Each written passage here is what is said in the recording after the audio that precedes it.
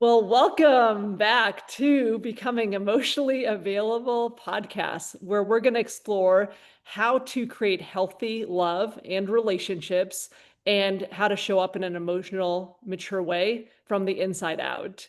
Well, today I have a really special guest. I'm very happy you're here, Tria Hodge. She's a social media strategist who helps purpose-driven coaches attract their dream clients. Well, welcome. Thank you, Dagmar. I'm so excited to be here with you and have this conversation. And I want to kick it off by saying this is totally outside of my comfort zone. So I know it's going to be awesome because they say you got to do it scared, right? Absolutely. Yes, you got to do it scared. And I'm outside my comfort zone too, because you're my first interview on this on doing a podcast. We're going to explore today is the deeper story behind your success, as an entrepreneur, but I also want to relate it back to romantic relationships. Because the audience here are singles who really want to have a healthy relationship, and a lot of them don't even know where to start. So today we're going to hear I want to hear a little bit about your shifts on how you attracted better clients for your business, but also I know you're engaged, so we're going to get a little bit into that, into what that looked like for you. And so, if any people here are wondering, how do you stop repeating patterns, right? Or how do you become emotionally available to help attract better clients or better relationships? You're in the right place. You're completely in the right place. So, well, welcome. We're just gonna start. Let's just get started. Let's just dive right in. How about that? Are you okay with that? Yeah, so that's such a good question, Dagmar. Like, what's the shift, right, that I had to make and in business and in life? Mhm. The best thing that I could say is accountability, right? Okay.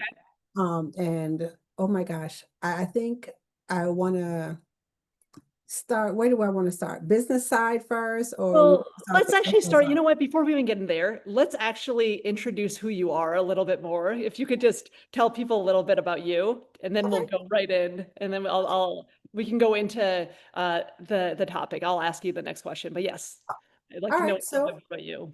yeah, so like you said, social media strategist. And what I do is I help purpose-driven women coaches, show up in the marketplace, specifically online, in such a way that they attract what I like to call their divine clients. And when we talk about divine clients, these are the people that we are purposed to serve. And I do that with a backdrop of storytelling, so being able to use your stories, your experiences to help you show up in your authentic light, that you are able to draw your people to you. And so it's this whole beautiful conversation in the marketplace, of attraction marketing, and what does attraction marketing look like. So or this part of attraction marketing, like how you show up in such a way that you are able to, shine. Those, that's my word. I always teach people, how to shine, how to show up, how to hone in, which is get clarity, lean into your influence, nurture, which is building relationships, and then ultimately creating, that experience for your people around you and your brand. So yeah, that's what I do in a nutshell. Well, I love that because what you're teaching people, what it sounds like you're teaching people is really to dive into who are you at the core, right? What is important to you? Because I don't hear you saying, I'm going to tell people what to do. No, you've got to figure that out, right? And then you spit it out of them to have Yeah, more clarity, right, in their messaging. And that's awesome. I love absolutely. that. And so, what I want to ask you is, because this is about being emotionally available, and everyone has their own definition, no right or wrong, but I want to ask you, what does it mean to you to be emotionally available? Like, what does that look like for you? Oh, yeah. Such a great question. And when I hear the words being emotionally available, I think about it like in two veins. First, in the vein of being able to fully give, and fully feel and be fully open, to and giving of yourself. Okay. And Mhm. then also the second part of it is being able to receive. And so one of the things that, I got present on around, my journey is, we all have experiences. We all go through the tough times, we go through the challenges, like you said, whether it's in life, whether it's in business, And for me, my experience, kind of showed up in a funny way, for me. And so we talk about having emotional walls, and we hear the conversation that people have all the time, like you have this wall. And so I've heard it, I understand what it means, but I did not know that I was building walls for myself. And so the walls that, I've created and built, they weren't conscious walls. Okay. And and so I had no clue, right, that I was not emotionally available until I started wanting and desiring more, or wanting and desiring different in my life and different in my business. Then I realized, like, oh my gosh, like I have some stuff going on here. So what does that look like? What's required for me to start addressing, all of the emotional safe havens that I have built, that I was so comfortable in and lived in, and didn't really think that it had an impact on how I showed up in life and how I showed up in my business, the space that it put between myself and the clients that I desire to have, in my business, and even my personal relationship, you know? And so, yeah, it's really interesting to see, like, how easy we build these walls of protection, and we don't even know that we're building them. And when it comes time to address, it's like, oh my God, I got a lot of work to do to start breaking down these walls. Yeah, I mean, it's awesome awareness, that you have that. But what's also interesting is because you mentioned, in business and in your relationships, right? A lot of folks think that, oh, at work, I'm different than I am in my romantic relationship. Would you Mhm. say, like, can you give an example? Because I'm just curious for the, viewers here. Walls that you've created, or a wall, maybe it's a wall that you created in your business and in your romantic relationship, like something that showed up similarly for you. You know what I mean? That was something that you dealt with in both, because a lot of folks think it's like I'm different, and what I want to let them know, you're not. Whatever you Mhm. have inside of you will show up in all aspects and all types of relationships. Yeah. So, and we all could understand and know that walls come up as a result of hurt.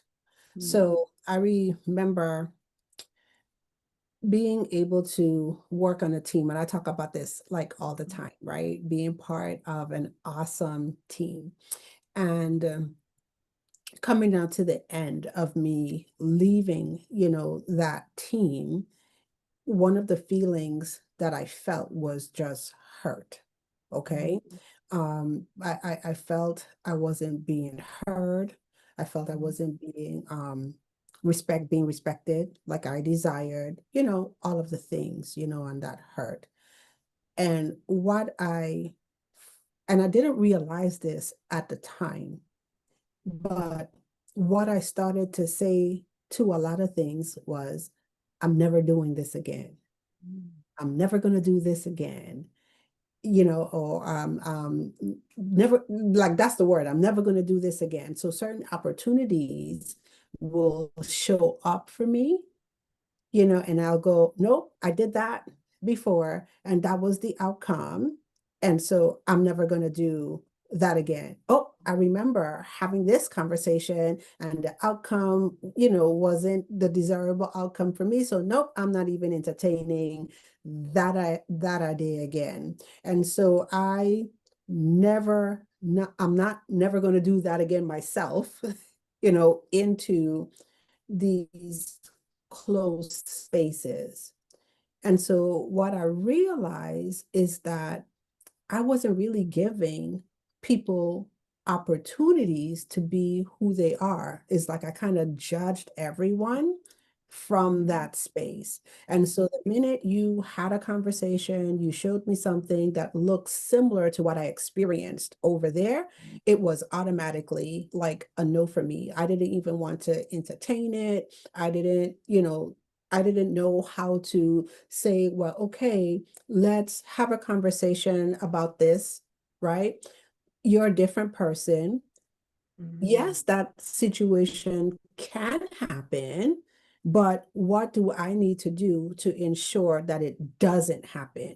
And so one of the things that I had to get very clear on is my value systems, like defining values, communicating values, and all of that good stuff. Like, so before that, like, I didn't know of that conversation, or it's like, you have values, but like how many of us walk around, and tell people this is my value system, right? Mhm. We don't walk around, at least I didn't walk around and show up and have those conversations up front.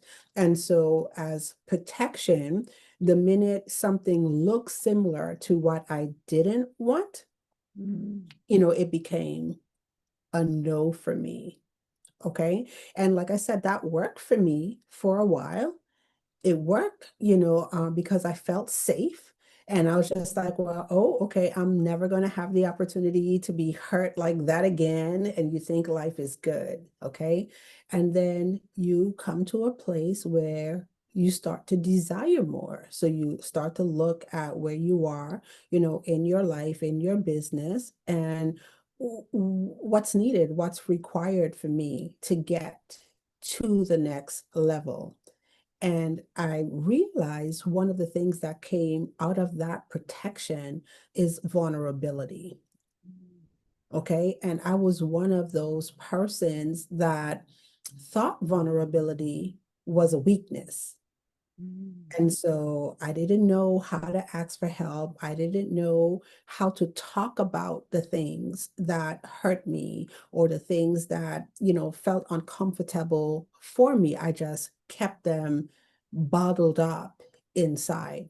And so what started to happen is people would look at me, even though I smile, all the time. People tell me, oh my gosh, you're always smiling. Even though I smile all the time, there was still like that barrier the minute things got to a point that is required to go a little bit deeper. People are like, well, what the heck happened? Like you just shut down. Yeah, because it's protection.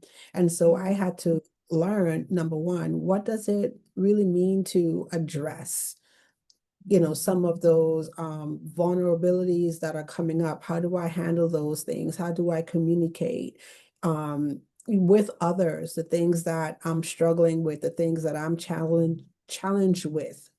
How, and then ask, how can you support me throughout this relationship, like noting that these are my challenges and these are my struggles. And so it's so great that we're talking about this from a divine client, perspective, because like when I tell people you're a divine client, it doesn't mean that these people are easy people. And it doesn't mean that all of the conversations that you have or in your journeys or working together, everything is going to be easy. So that's the first distinction always like to make. Divine client doesn't mean like your easy client. It doesn't mean that, everything is going to be perfect. It doesn't mean that at all. What it means is part of it, a huge part of it is like we're connected with the same values. Okay.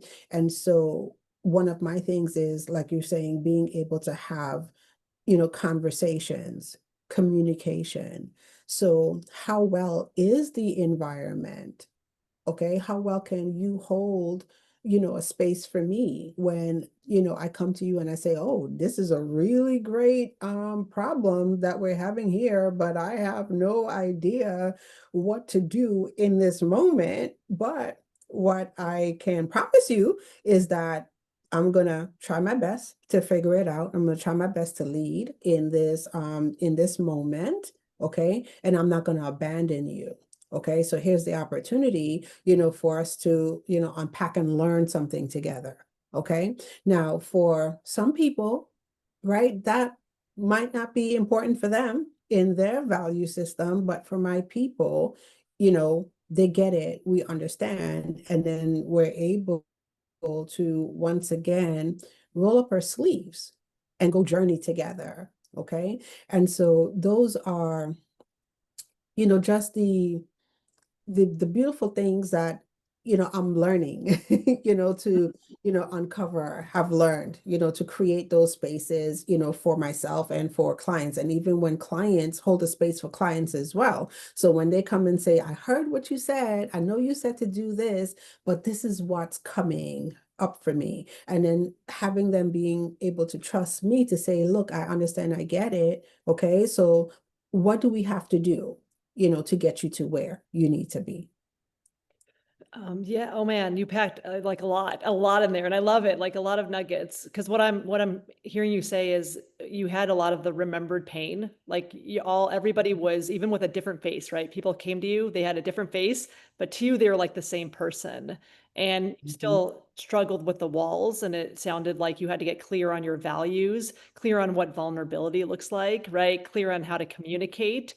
If how to share, how to ask for what you need, all of that. And what I want to do is now I'm going to switch gears to the less comfortable stuff, and that's the romantic side. Oh, that's Like, the most yeah, uncomfortable stuff. exactly. Because we can talk about business all day long, right? All day long. But when I want to really get into like how, because it sounds like obviously, yes, I totally agree. Values are so important, leading by values. But how did you shift when you met? Now, I guess it's your fiance, and because I can imagine maybe some things of his maybe reminded you of some, your past relationship. How did you shift that or get to that open-mindedness that you talk about? Like to actually, you know what I mean? Like, what was your shift to get a little bit more vulnerable and have those difficult conversations? How did you So, do that? it's really interesting because I applied a business concept Love it. to my life, right? And so I remember being able to do a vision exercise, and I was doing this vision exercise, for my business.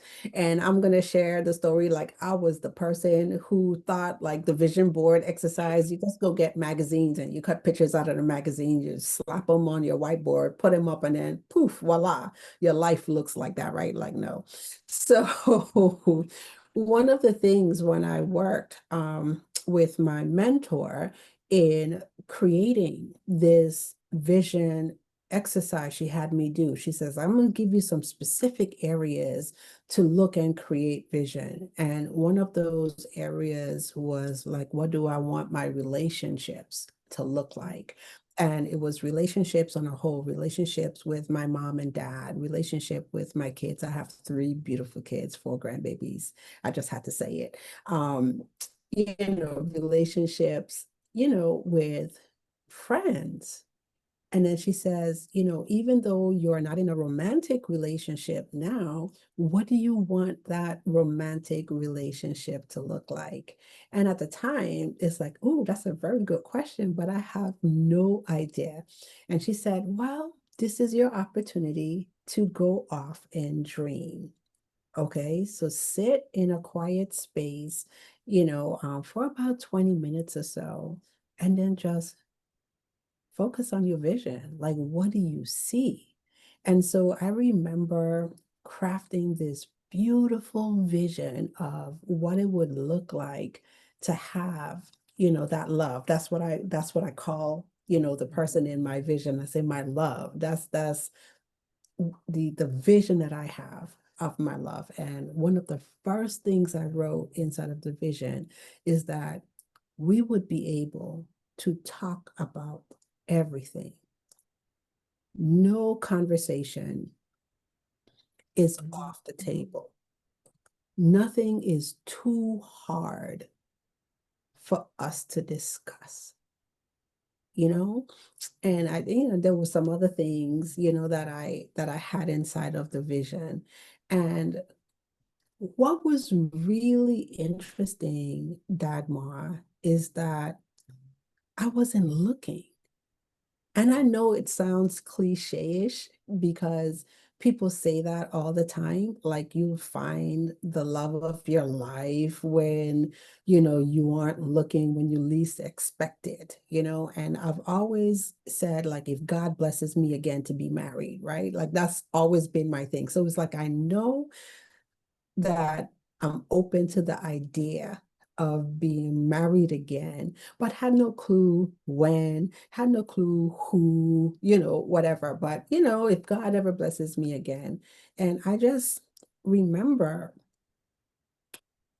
looking at a very dear friend, we've always been friends. And this is the person, like, I could totally be 100% me with.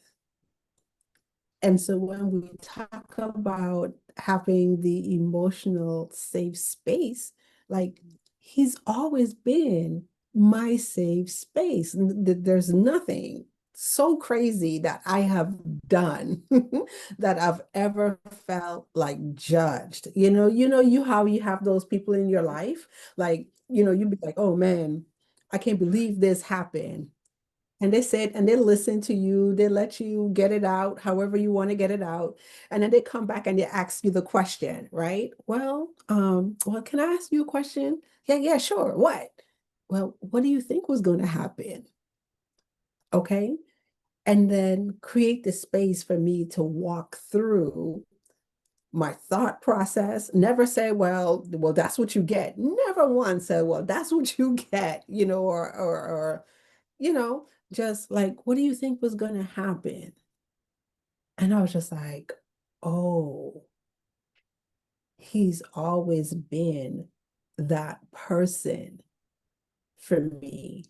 And so when the stars aligned, like I would like to call it, the stars aligned, I was just like, oh, the star is shining right there on him. He's been there all along. And so, yeah. Well, and I look what I look at is you were because a lot of people don't know this. They think, oh, I need to go find someone, right? Or I need to get on a dating app and go search for someone. But it's really preparing, right? It's a preparation. Like you put together your vision, right? You got clear. The first step is always get clear, right, on what you want, what your relationship looks like. And it was a preparation stage for you because you were preparing. You also knew what safety looked like, right, for you. You knew what vulnerability looked like for you. We can always be better communicators, but it's like you had that in mind. And that's what I tell my clients. It's so important, right, to prepare and get clear. Clarity is a number one step. And it's just like you're doing in your business, right? People come to you and they say, I don't even know what my niche is. I don't know what my clients are. Well, that makes it really hard to like know what the next step is, right? You've got to get clear. Like your Yeah. And I avatar, you were clear kind of on your avatar for your for your romantic relationship. Yeah, and you just said something that I have to go back and touch on it, which is the prepare. Okay. And one of the biggest lessons that I've learned over the past few years is the preparedness. So yes, sometimes we do ask, for all of these things, right? So we want more clients, we want higher level clients, whatever that means, for, you and your business, right? We always want all these things. And we want, X person in our life, we want all these things. And a lot of times we make the mistake to think that it's the other people, Mm. okay? And it's not the other people, it's us. Mm. So, what is it that we have to go work on in ourselves? So, what do I need to work on to be able to hold the clients that I desire, what do I need to work on to hold the relationships in my life that I desire? And so one of the things that I shared is like, oh, with my love, I want to be able to have, open conversations, and there's nothing that we can't talk about. And so when I wrote the vision in the vein of being able to talk about the things that I want to talk about. Mhm. But how do we hold a space, for other people to talk about the things that they want to talk about? Can we create that safe space, for them? Even in our conversation about the things that we want to bring to the table, how do we bring those things to the table? Do we bring them in a hostile manner, right?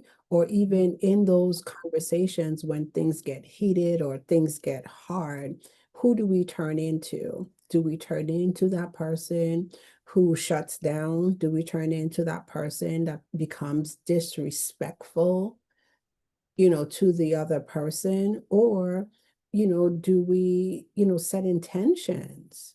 Okay. Do we know in the communication how to take a beat in the communication and say, oh, okay, so this is going left, right? We know the intention isn't for this to happen.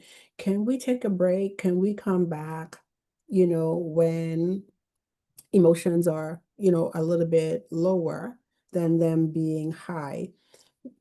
Can we work on ourselves to when we're in the communication, not having to prove that we're right? Okay, even though in your mind, you're right Mhm. anyway, right? But you know, how do you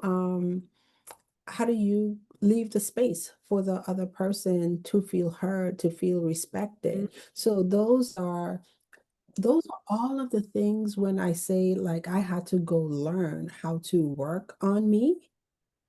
Okay. And it became, once I started to really become introspective, then it became less and less about, the other person, and more Mhm. about, oh, okay, how am I showing up in this moment? How can I show up better? Because I'm going to tell you, like in the beginning stages, I always felt like I had homework. Like I felt like that kid, like, okay, I'm going to sit in my corner now for like about 10 minutes, and I'm going to think about my words, and I'm going to think about my actions, right? And then really make a conscious effort, to do better, to hold that space. And once that became like a practice, for me, and a practice for both of us, like our relationship grew, and so that's the thing that, and there's always a practice, because some things are easier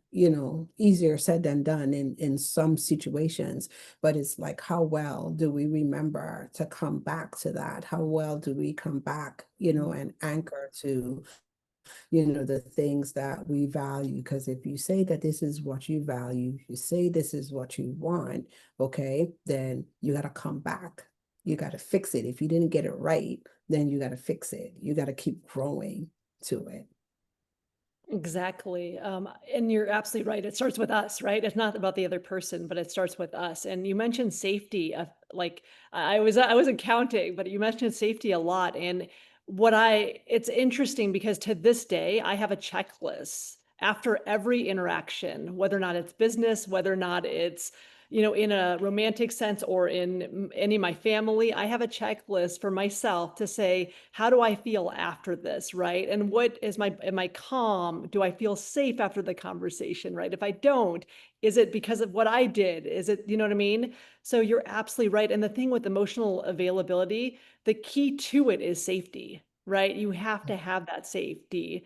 and you're responsible to create that safety, right, for others. It's not about, like you said, only the other person creating that for you, right? It takes two to tango. So that's a major part of it. And then you also mentioned how to resolve conflicts, right? That's also very important. Or do you avoid them, right? How do you show up in that? And that's why I love this topic of emotional availability, because you just defined it without defining it. And that's what I mean, in your way. And I Yeah. absolutely love that. What I so and I love that you got clear right when we went back to the vision on what you wanted. Is there any question that you came up with, or any question that you had to get clear on in terms of attracting the person, this your fiance? Is there anything that you had to get really clear on in your vision, or ask yourself if this is my person, or if this is what I want in this relationship? Um, that's a very good question. Let Like, what me, made you clear, like, like, I'm getting right, because getting engaged, right, big yeah, step. Is there anything that just kind of made you sure, or you know what I mean, that this is your person, or was it beyond the safety part? yeah. Because I could tell you, like, I realized the moment, like exactly Mhm. when it clicked for Yeah. me. What was it? Yeah, I want to hear that. So it's really, like I said, we've always been friends, okay? And throughout like our years of knowing each other, so you just have that person. Like Mhm. you never have to ask. And I know I'm probably gonna make your audience laugh a little bit, right? It's like, you never have to ask. Is that person who is so intuitive, like before you ask for something, they're always like, oh, I see that you need this. Let me do this. Okay. And I know for the ladies out there who are listening to this, they're like, yeah, I got tons of men in there. They're in what we call the friend zone. And so they're in the friend zone, right? Um, and I just remember going through like a particularly challenging time. Like my dad was ill, and Mhm. my mom and my dad, flew stateside. I'm from the Virgin Islands. They flew to Maryland, and what was supposed to be a 30-day stay turned into an 8-month stay. And I remember um, just going back and forth, just Ubering back and forth with my mom and my dad to the doctor. And it was like one day, we're just having a conversation and he just asked, like, how you getting around? I was like, Mhm. catch the Uber. It's, not far, hospital right there, doctor is right there. And he said, what? He's like, I got a car right here. Oh. You have it. Nobody has ever done anything like that for me, you know? And, throughout that period when my mom and my dad, was with me for the 8 months, he just kept showing up, you Mhm. know? Just like, oh, I come checking your mom and dad.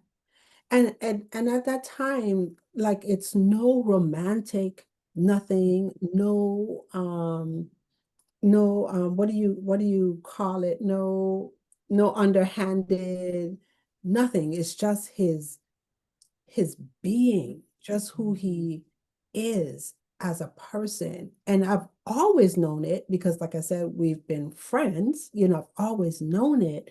But in this moment, in this period of my life, I'm just like,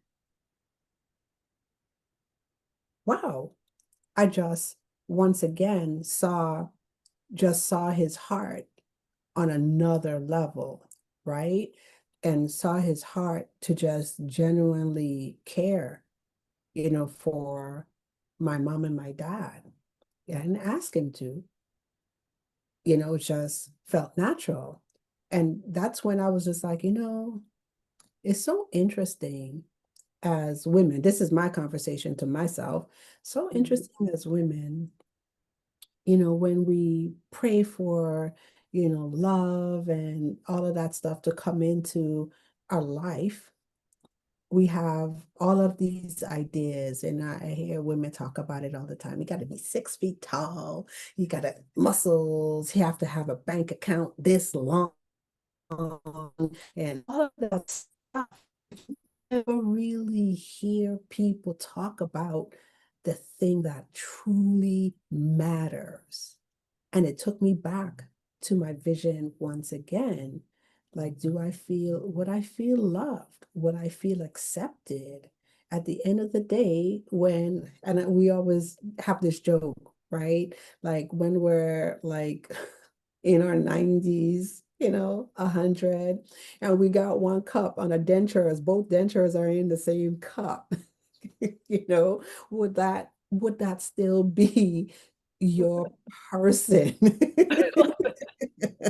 you know and at the end of the day, like when I look at it, like, yeah, that's my person, because I could absolutely see 100 years. This is part of the vision, 100 years sitting side by side on the veranda, and we're looking, just people watching, and we're watching all of the young people, because we're 100, right? So everybody that we see walking around is absolutely younger than us, right? The young people, and we're able to be like, yep, uh-huh.